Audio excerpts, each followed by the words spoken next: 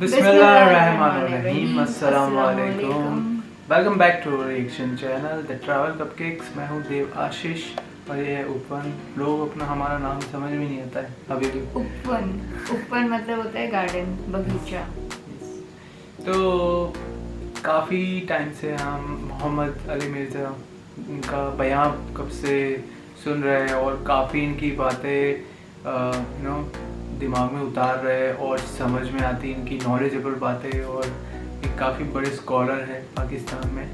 तो आज भी हम उनका एक और बयान लेके आए हैं, कुरान में अल्लाह का गुस्सा। तो ये काफ़ी सीरियस टॉपिक है। तो कुरान में अल्लाह का गुस्सा, उनको गुस्सा कब और क्यों आता है? मुझे ऐसा लगता है कि जो लोग शिरक करते हैं हाँ, उनसे अल्लाह खफा होते हैं, जैसे नमाज ना पढ़ना या ऐसा कुछ हो सकता है। ये हाँ। वीडियो में देखते हैं बहुत सारी रीजंस है, शिरक बहुत लोग करते हैं। चलो वीडियो की तरफ चलते हैं। वैलुन यौमइज़िन लिलमुकद्दिबीन, तबाही हो उस दिन झुटलाने वालों के लिए। हाज़ा यौमुल ला यंतिकून, यौमुल ला यंतिकून, ये है वो दिन जिस दिन वो बोल नहीं सकेंगे। वला युअज़नु लहुम फ़यअतज़िरून, ना उन्हें ये इजाज़त होगी कि वो कुछ झूठे बहाने, कुछ उज़र पेश कर सकें। ये चरब ज़ुबानियाँ, लंबी ज़ुबान ये दुनिया में ही है, आखिरत में किसी की ज़ुबान नहीं चलेगी। जितना मर्जी कोई लंबी ज़ुबान वाला है, अल्लाह के सामने किसकी ज़ुबान चल सकती है? ये दुनिया में लंबी ज़ुबानें क्यों चलती हैं कि हम जो फैक्ट्स एंड फिगर्स हैं उनको छुपाने के लिए आर्गूमेंट्स करते हैं।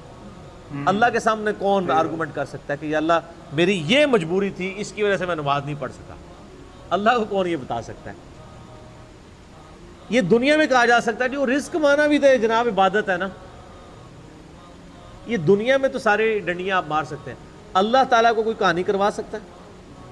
अल्लाह को तो कोई कहानी। तो अल्लाह मानता है कि उनको बोलने की इजाज़त नहीं होगी, और इसकी तफसीर तो फिर सूरह यासीन में आता है ना, अल यौम नख्तिमु अला अफ़वाहिहिम व तुकल्लिमुना अयदीहिम, हम उनके मुंहों के ऊपर मोहर लगा देंगे, उनके हाथ और पाँव, उनसे हम कलाम करेंगे, वो उनके किए हुए अमाल के ऊपर गवाह होंगे। सूरह हमीम में सजदा में आता है कि इंसान अपनी खाल और अपने अज़ा से कहेगा कि तुम तो मेरे थे, तुम मेरे खिलाफ ही गवाही देना शुरू होगे, तुम्हें किसने ज़ुबान दे दी? तो खाल और इंसान के जिस्म के अज़ाब बोल कर कहेंगे हमें उसने ज़ुबान दी है जिसने हर ज़ीरू को, हर जिंदा चीज़ को ज़ुबान दी थी। उनका उज़र कबूल नहीं किया जाएगा। वैलुन यौमइज़िन लिलमुकद्दिबीन, तबाही है उस दिन झुटलाने वालों के लिए। हाज़ा यौमुल फ़स्ल, ये है फैसले का दिन। जमाअनाकुम वल अव्वलीन, जिस दिन हम तुम्हें भी जमा करेंगे और सारे अव्वलीन, अगले जितने गुजर चुके हैं, तमाम अगलों और पिछलों को उस दिन जमा कर। फ़इन कान लकुम कैदुन फ़कीदून, बस अगर तुम्हारे पास कोई चाल है तो मेरे खिलाफ चल के दिखाओ। हाय हाय हाय यार, अल्लाह बड़ा डाढ़ा है। ये तंज करना और इतने सख्त अंदाज में गुफ्तगू करना इसीलिए है कि इंसान अपने आप को दुरुस्त करे। अल्लाह ताला फिर क़यामत में फरमाएगा लोग जमा हो गए, कर लो, आप कोई चाल है तो चल के बताओ। और ये अल्लाह का कितना करम है कि ये जो उस वक्त अल्लाह ताला की तरफ से टॉन्ट और ताना मिलना है इंसान को, वो दुनिया में सुनाया जा रहा है और वीडियो चलाई जा रही है, ताकि उस दिन के आने से पहले पहले उस टॉन्ट से, उस ताने से तुम बच जाओ। ये अल्लाह की करम नवाजी है। सूरतुल मुमिन में एक बड़ी ज़बरदस्त आयत है, इसी कॉन्टेक्स्ट में मैं अक्सर कोट करता हूँ, मेरा यूट्यूब पे एक क्लिप भी है, क्या अल्लाह को भी तकलीफ़ होती है? सूरतुल मुमिन के शुरू की आयत में से अल्लाह ताला फरमाता है कि हम मुजरमीन को जब क़यामत वाले दिन अजाब देंगे ना, फिर उनसे पूछेंगे कि आज तुम्हें तकलीफ़ हो रही है ना, आज अपनी जान से तुम बेजार हो ना इस तकलीफ़ की वजह से? वो कहेंगे हाँ। तो अल्लाह ताला फरमाएगा इससे ज़्यादा हमें तकलीफ़ होती थी जब दुनिया में तुम्हें हमारी तरफ बुलाया जाता था और तुम रूगर्दानी करते थे। ये अल्लाह ताला का अंदाज बता रहे हैं। इन जिस तरह हम अपनी भी लैंग्वेज में एक बात करते हैं ना, हूँ पता लगा अबू बच्चू जी, कहते हैं ना, अब पता चला बच्चू जी, ये छोटे बच्चे कहते हैं। तो अल्लाह तो माता अब पता चला, जब दुनिया में तुम्हें हमारी तरफ बुलाया जाता था तुम रूगर्दानी करते थे। تو ہمیں اس سے زیادہ تکلیف ہوتی تھی جو آج تمہیں اپنی جان سے ہو. تو اس میں میرا یوٹیوب پہ کلپ ہے کہ اللہ کو بھی تکلیف ہوتی ہے. یہ بلکہ پورا لیکچر سننے والا ہے, مسئلہ نمبر 196, فکر آخرت پہ اس سے بہتر لیکچر میرا کوئی نہیں ہے. کاش میں دنیا میں واپس جا سکتا, یہ اس کا ٹائٹل ہے, جس میں میں نے سورہ سجدہ کی 11 آیات اور قرآن ریفرنس کے طور پہ کئی آیات کور کی. اللہ تعالیٰ فرمائے گا ہاں بھائی کوئی چال ہے تو چل لو. وَيْلٌ يَوْمَئِذٍ لِّلْمُكَذِّبِينَ, تباہی ہو اس روز جھٹلانے والوں کی. یہ 40 آیات میں اللہ تعالیٰ نے ذکر کیا ہے ان لوگوں کا جو اللہ کے نافرمان ہیں. اب قرآن پاک کا چونکہ ایک امتزاج ہے کہ وہ پھر پازیٹیو گفتگو اہل ایمان کے حوالے سے بھی کرتا ہے, سائملٹینیس کنٹراسٹ. لیکن آپ کو حیرانگی ہوگی کہ یہ اب جو اہل ایمان کے حوالے سے ذکر آئے گا کہ ان کو جنتیں ملیں گی, اس میں پھر یہ آیت ریپیٹ ہوگی وَيْلٌ يَوْمَئِذٍ لِّلْمُكَذِّبِينَ. یعنی جنت کے ذکر میں بھی اللہ نے دوزخ کے ذکر کو داخل کیا ہے کہ دوزخ سے غافل نہیں ہونا. ان المتقین فی ظلال وعیون, بے شک اللہ سے ڈر جانے والے لوگ سایوں اور چشموں میں ہوں گے اس دن. وفواکہ مما یشتہون, اور ان پھلوں میں ہوں گے جن کو وہ پسند کر رہے ہوں گے. کلو واشربو, اللہ تعالیٰ فرمائے گا مزے سے کھاؤ اور پیو. ہنیئا بما کنتم تعملون, ان اعمال کے صلے میں یہاں پہ خوب رچو اور بسو جو تم دنیا میں کیا کرتے تھے. اعمال کے بدلے میں سر, صرف نسبت کے بدلے میں نہیں, صرف کلمہ پڑھنے کے بدلے میں نہیں, اعمال کے بدلے.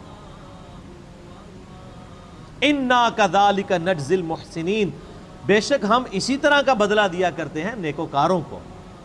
لیکن وَيْلٌ يَوْمَئِذٍ لِّلْمُكَذِّبِينَ, جنت کے اندر بھی ذکر آ گیا. یہاں تو کوئی بوڑھا بھی ہوا ہے نا, اسے کہنا یار وہ خوف خدا کر لو, وہ کہنا جی ہن تسی ہن زندہ سانو جا کے دب آؤ. 70 سال کا بھی ہوگا, 80 سال کا بھی ہوگا نا, تو وہ ابھی جینے کی خواہش رکھ رہا ہوگا, تو کہہ رہا ہوگا کہ اچھا جی پھر منو دب ہی آؤ جا کے, کوئی جنتی بھی گل کرو, صرف دوزخ دی گل.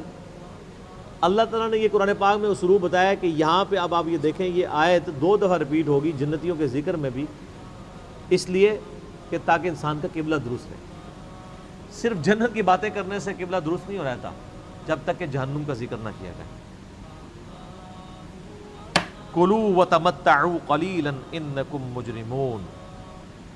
اب فوراً روئے سخن پھر واپس آ گیا ہے مجرمین کی طرف, ہلکا سی جنت کی سیر کرا کے واپس. کھاؤ اور پیو, دنیا میں عیش کر لو تھوڑا سا وقت. انکم مجرمون, بے شک پھر ہے تو تم مجرم ہی ہو نا. کتنی عیاشی کر لو گے, 50 سال 60 سال 70 سال 100 سال 130 35 سال, کتنے سال کا جی لو گے. 100 سال سے اوپر تو بہت کم لوگ جاتے ہیں. جاپان میں اس وقت یعنی دنیا میں سب سے زیادہ لوگ ہیں جو 100 کو کراس کیے ہیں, 5,500 لوگ ہیں. اور ان میں بھی جو سب سے زیادہ عمر رسیدہ خاتون ہے وہ بھی 125 سے اوپر نہیں گئی ہیں. کتنا کوئی جی لے گا سر. دنیا میں کوئی 150 سال بھی جی لے, صرف قیامت کا دن جو ہے نا وہ 50,000 سال کا دن. 50,000 کا دن. عذاب کی تو بات ہی نہیں ہو رہی, وہ تو کروڑوں اربوں سال کے لیے. صرف قیامت کا دن جو ہے نا وہ 50,000 سال کا دن. صرف دنیا میں نافرمانی کے سبب قیامت کا دن ہی عذاب میں کاٹنا پڑ جائے نا, تو یہ ان امیجنیبل ہے. 50,000 سال. اللہم اجرنا من النار, آمین. وَيْلٌ يَوْمَئِذٍ لِّلْمُكَذِّبِينَ, تباہی اور بربادی ہو ان لوگوں کے لیے جو جھٹلایا کرتے تھے. وَإِذَا قِيلَ لَهُمُ ارْكَعُوا لَا يَرْكَعُونَ, اور جب انہیں کہا جاتا ہے کہ رب کے سامنے جھکو تو جھکتے نہیں ہیں. کیوں نہیں جھکتے؟ وہ کہتے ہیں کچھ بھی ہے یا اللہ تیرے محبوب کی امت سے, نمازیں پڑھنے کی کون سی ضرورت ہے. ابھی بھی یوٹیوب کے اوپر کتنے بائزین ہیں بڑے تگڑے قسم کے جو کلیئر کٹ آ کے یہ بیان دیتے ہیں کہ جی بس جو بندے نے کلمہ پڑھ لیا ہے, نبی علیہ السلام سے محبت رکھتا ہے, اب اسے کوئی ضرورت نہیں نماز روزہ کرنے کی, وہ جنتی ہو چکا. اور اس طرح کے جو وائزین ہیں نا, صرف ان کی تقریروں کے اوپر جو نعرے لگتے ہیں نا, اور کہیں نہیں لگتے. کیونکہ سستی جنت بیچ رہے ہوتے ہیں. اچھا انسان بھی کتنے بیوقوف ہیں, خود اپنی آنکھیں بند کیے ہوئے ہیں. انسان اگر خود تھوڑا سا تفکر کرے وہ بھی سمجھ لے گا کہ یار ایسا کرنے سے کیسے ہو سکتا ہے. دنیا میں بغیر محنت کے مزدوری نہیں ملتی, اور اللہ جس نے پیدا ہی مزدوری کے لیے کیا تھا, مزدوری سے مراد وما خلقت الجن والانس الا لیعبدون. اور اس پہ امام غزالی نے بہت زبردست بات احیاء العلوم میں کی میں سعادت میں لکھی ہے کہ اگر تم لوگوں کا یہ ڈھکوسلا مان لیا جائے نا کہ اللہ تعالیٰ نے یہ سب کچھ بس صرف ڈرائی اینڈ پہ چھوڑ ہی دینا ہے, کوئی کسی کا حساب کتاب نہیں ہونا, کسی کو عذاب نہیں ہونا, تو تم یہ کہنا چاہ رہے ہو کہ اللہ تعالیٰ اور اس کے پیغمبر دنیا میں ٹھٹا کرتے رہے ہیں ہمارے ساتھ. نعوذ باللہ. ظاہر ہے پورا قرآن دھمکیوں سے بھرا پڑا ہے کہ نہیں کرو گے تو رگڑا لگ جائے گا, تو یہ سب مذاق ہوتا رہے. ایسا نہیں, تمہیں سمجھ نہیں آئی, یہ سمجھ یہ ٹھٹا نہیں ہے, یہ بہت سیریس معاملہ ہے. جب اللہ کے سامنے جھکنے کے لیے کہا جاتا ہے تو وہ جھکتے نہیں. وَيْلٌ يَوْمَئِذٍ لِّلْمُكَذِّبِينَ, تو بربادی ہے اس روز جھٹلانے والوں کے لیے. فَبِأَيِّ حَدِيثٍ بَعْدَهُ يُؤْمِنُونَ, اب اس قرآن کے بعد کس اور بات کے اوپر ایمان لے کر آؤ گے؟ یعنی قرآن میں اتنی واضح دھمکیاں آنے کے بعد ابھی بھی کسی چیز کا انتظار ہے کہ ہمیں کوئی اس طریقے سے آگے بات سمجھائے تو ہم سمجھ جائیں گے. اللہ تعالیٰ ماتا ہے اس واضح دھمکی جو قرآن کی شکل میں نازل ہو چکی ہے, اس کے بعد اب کون سی چیز ہے جس کے تم انتظار میں ہو کہ اس کے بعد تم بات کو قبول کرو گے؟ جب اس کائنات کا مالک خود اپنے پیغمبر کے ذریعے اس کا کلام نازل ہوا ہے اور وہ خود دھمکیاں لگا رہا ہے. یہ نبی اسلام کا کلام نہیں ہے, کلام اللہ ہے, آپ کی مبارک زبان سے نکلا ہے. کلام تو اللہ کا ہے. اس سے بڑی کوئی چیز ہو سکتی تھی کہ اللہ تعالیٰ خود دھمکی لگائے تو تب آپ کو یقین آئے اور مجھے یقین آئے؟ سب سے بڑی چیز یہی ہو سکتی تھی. تو اللہ تعالیٰ فَبِأَيِّ حَدِيثٍ بَعْدَهُ يُؤْمِنُونَ, کس بات پر اس کتاب کے بعد ایمان لاؤ گے تم لوگ؟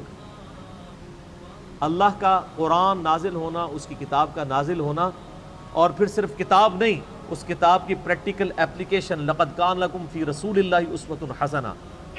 قرآن مجسم, قرآن کا اگر کوئی ایک جسم بنایا جاتا, ایک پریکٹیکل, تو نبی الاسلام کی مبارک ذات ہے وہ.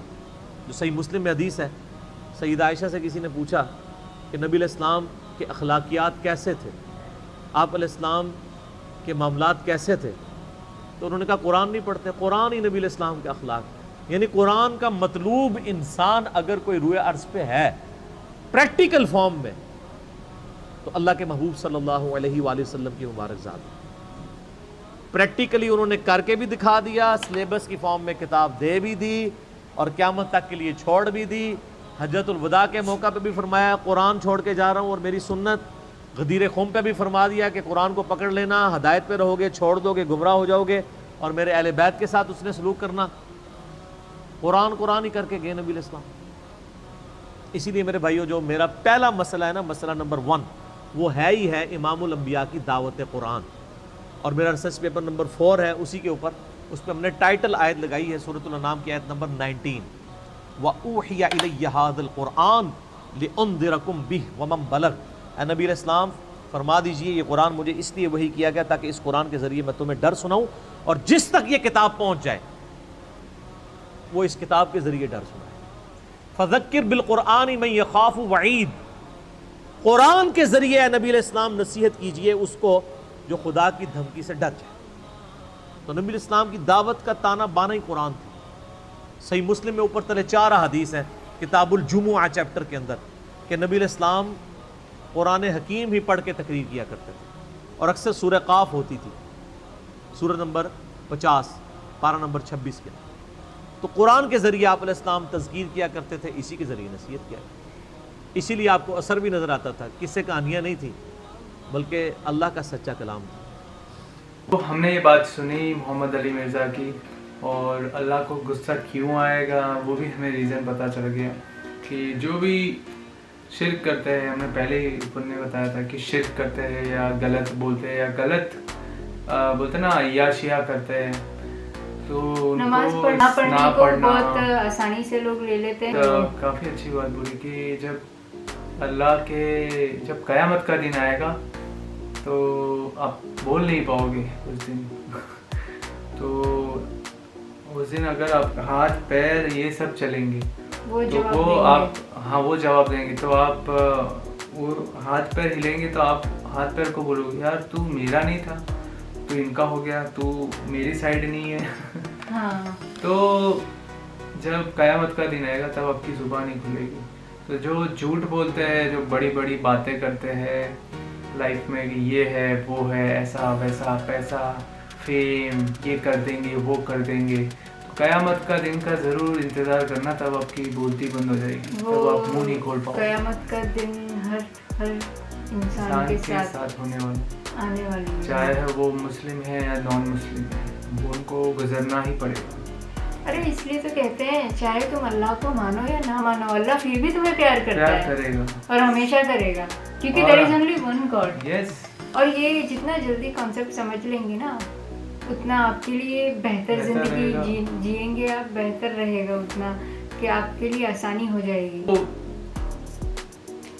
یہ تھا محمد علی مرزا کا بیان, اور کافی اسٹرکٹ, انہوں نے خود بولا کہ اللہ کافی اسٹرکٹ ہے, کافی بولتا نا کڑک ہے, کہ جو شرک کریں گے وہ جتنے, اور انہوں نے ایک بات بولی کہ آپ کتنے سال عیاشی کرو گے, آپ 100 سال 150 سال, بولتے کہ 100 سال تو صرف 5000 لوگ ہی جیے ہوئے, وہ بھی جاپان میں, اور میکسیمم ہے 125, اب اس سے زیادہ کیا کرو گے.